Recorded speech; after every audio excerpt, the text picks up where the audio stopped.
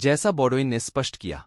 ऐसा करने का एक आसान तरीका सुझाई वस्तु के विचार को सघन करना है, इसे तत्काल याद होने वाले संक्षिप्त वाक्यांश में व्यक्त करना है और लोरी की तरह बार बार दोहराना है। कुछ साल पहले लॉस एंजेलिस की एक युवा विधवा लंबे और कटु पारिवारिक विवाद में उलझ गई थी। उसके स्वर्गीय पति ने पूरी जायदाद उसके नाम कर दी थी, लेकिन पहली शादी से उसके बेटे-बेटियों ने वसीयत को गैरकानूनी ठहराने के लिए मुकदमा दायर कर दिया था। उन्होंने विधवा के समझौते के प्रस्तावों को ठुकरा दिया था। जब इस विधवा ने मेरी मदद मांगी, तो मैंने उसे बॉडोइन तकनीक बनाई। मैंने उससे कहा कि वह अपनी आवश्यकता को कुछ शब्दों में भर ले, ताकि यह उसकी याद पर आसानी से अंकित हो सके।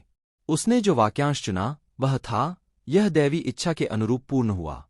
इन शब्दों से उसका मतलब था कि असीमित बुद्धि, जो उसके अवचेतन मन के नियमों द्वारा काम कर रही थी, सामंजस्य के सिद्धांत द्वारा सामंजस्यपूर्ण निष्कर्ष निकालेगी। 10 रातों तक हर रात वह एक कुर्सी पर बैठी और अपने शरीर को सुनियोजित तरीके से शिथिल करके उन्नीदी अवस्था में पहुंची। फिर उसने धीरे धीरे, शांति और भावना से यह वाक्य बार बार दृढ़ता से कहा, यह दैवी इच्छा के अनुरूप पूर्ण हुआ।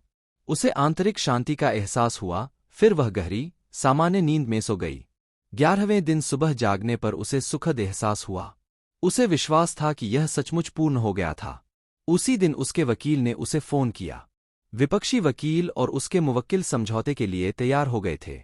सामंजस्यपूर्ण समझौता हो गया और मुकदमा वापस ले लिया गया। नींद की तकनीक। उनीदी, निष्क्रिय अवस्था में प्रयास न्यूनतम हो जाते हैं। उनीदी अवस्था में चेतन मन काफी हद तक निष्क्रिय हो जाता है। इसका कारण यह है कि अवचेतन सोने से ठीक पहले और जागने के ठीक बाद ही सबसे शक्तिशाली होता है। इस अवस्था में आपकी इच्छा को अवचेतन मन तक पहुंचने से रोकने वाले नकारात्मक विचार मौजूद नहीं होते हैं। मान लें, आप किसी विनाशक आदत से छुटकारा पाना चाहते हैं। इसके लिए आरामदेह मुद्रा अपना लें, अपने शरीर को शिथिल कर दें और स्थिर हो जाए। उनीदी अवस्था में जाए और बार बार किसी लोरी की तरह दोहराते रहें, मैं इस आदत से पूरी तरह से आजाद हूं, मैं सद्भाव और पूर्ण मानसिक शांति महसूस कर रहा हूं। इन शब्दों को रात और सुबह 5-10 मिनट तक धीरे धीरे, शांति और प्रेम से दोहराए। बार बार दोहराने से शब्दों का भावनात्मक महत्व बढ़ जाता है। जब नकारात्मक आदत जोर मारे, तो इस फॉर्मूले को दोहरा लें। इस तकनीक से आप अवचेतन को विचार स्वीकार करने के लिए प्रेरित करते हैं और उपचार हो जाता है। धन्यवाद तकनीक। बाइबल में पॉल सुझाव देते हैं कि हम अपने आग्रहों के साथ प्रशंसा करें और धन्यवाद दें। प्रार्थना के इस आसान तरीके से असाधारण परिणाम मिलते हैं। कृतज्ञ हृदय ब्रह्मांड की रचनात्मक शक्तियों के हमेशा करीब होता है, जिससे साझे संबंध के नियम तथा क्रिया और प्रतिक्रिया के ब्रह्मांडीय नियम के आधार पर इसकी ओर असंख्य नियामतें प्रवाहित होती हैं। हाल ही में एक युवा माँ ने मुझे इस तकनीक के बारे में अपना अनुभव बताया। उन्होंने कहा, मेरी नौकरी छूट गई थी और मैं दिवालिया थी। मेरे 3 बच्चे थे, जिनका मुझे पेट पालना था। मैं नहीं जानती थी कि मदद के लिए किधर जाऊं। फिर मैंने आपकी यह बात सुनी कि हमारी प्रार्थनाओं का जवाब मिलने से पहले ही हमें कृतज्ञ होकर धन्यवाद देना चाहिए। ऐसा लगा जैसे मेरे दिमाग की बत्ती जल गई हो। मैं समझ गई कि मुझे इसे आजमाना ही होगा। हर रात और सुबह 3 हफ्ते तक वह महिला ये शब्द दोहराती रही, परमपिता, मेरी दौलत के लिए धन्यवाद। उसने यह काम शिथिल, शांत अवस्था में किया और तब तक करती रही, जब तक कि कृतज्ञता की भावना उसके दिमाग पर हावी नहीं हो गई।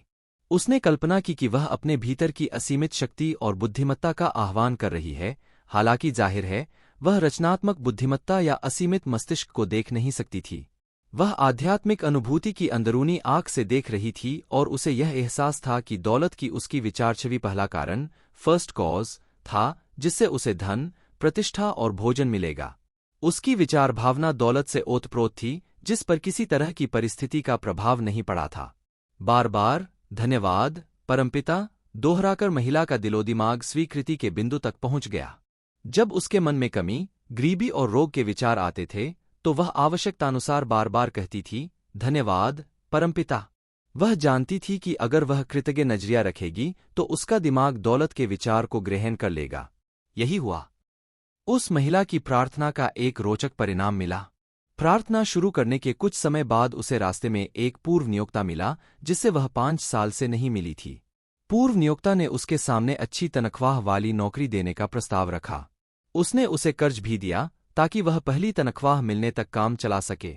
उस महिला ने मुझसे कहा, धन्यवाद परमपिता, की अद्भुत शक्ति को कभी नहीं भूल पाऊंगी। इसने मेरे लिए चमत्कार किया है। सकारात्मक घोषणा का तरीका। सकारात्मक घोषणा का प्रभाव काफी हद तक इसके शब्दों में निहित सत्य और अर्थ की आपकी समझ से तय होता है। प्रार्थना में निरर्थक दोहराव न करें। सकारात्मक घोषणा की शक्ति निश्चित और स्पष्ट सकारात्मक बातों के बुद्धिमत्तापूर्ण अमल में है। मान लें, स्कूल का कोई बच्चा 3 और 3 को जोड़कर ब्लैक बोर्ड पर 7 लिख देता है। टीचर गणित की निश्चितता से घोषणा करता है कि 3 और 3 6 होते हैं। इसके बाद बच्चा अंकों को बदल देता है। टीचर की घोषणा से 3 और 3 6 नहीं हुए। यह तो पहले से ही गणित की सच्चाई थी। इसी सच्चाई के कारण बच्चे ने ब्लैक बोर्ड के अंक बदल दिए।